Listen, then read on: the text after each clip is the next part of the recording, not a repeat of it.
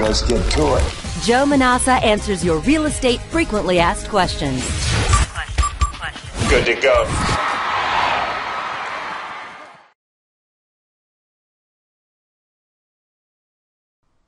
We've all heard the concept of buy low and sell high, so how does a real estate investor use market cycles to forecast buying and selling opportunities? There are 3 fundamental rules that must be true for this real estate forecast to be possible.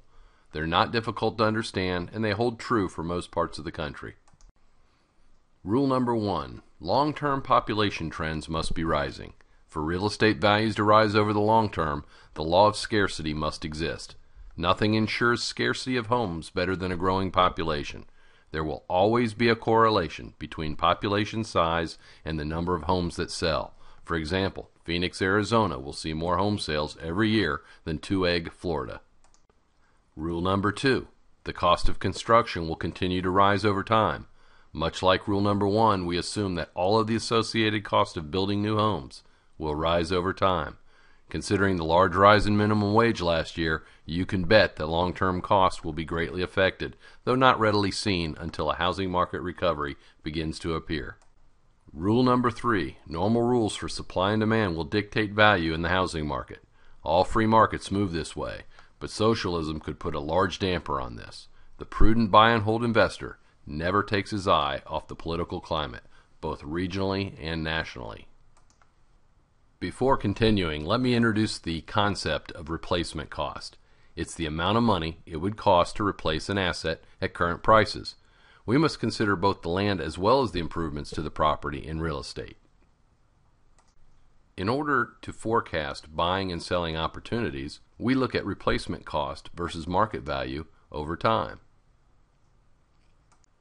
We anticipate replacement costs going up at a fairly steady rate.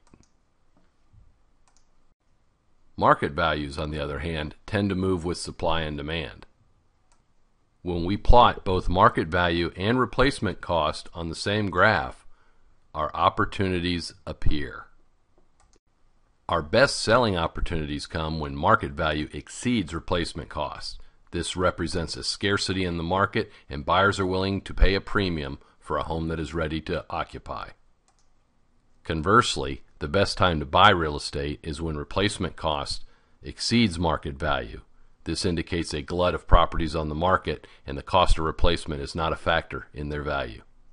So my final answer on how do investors use market cycles to forecast buying and selling opportunities: investors buy low and sell high by purchasing property when values are trading below replacement cost, and selling property when values exceed replacement cost. Let's get to it. Joe Manausa answers your real estate frequently asked questions. Good to go.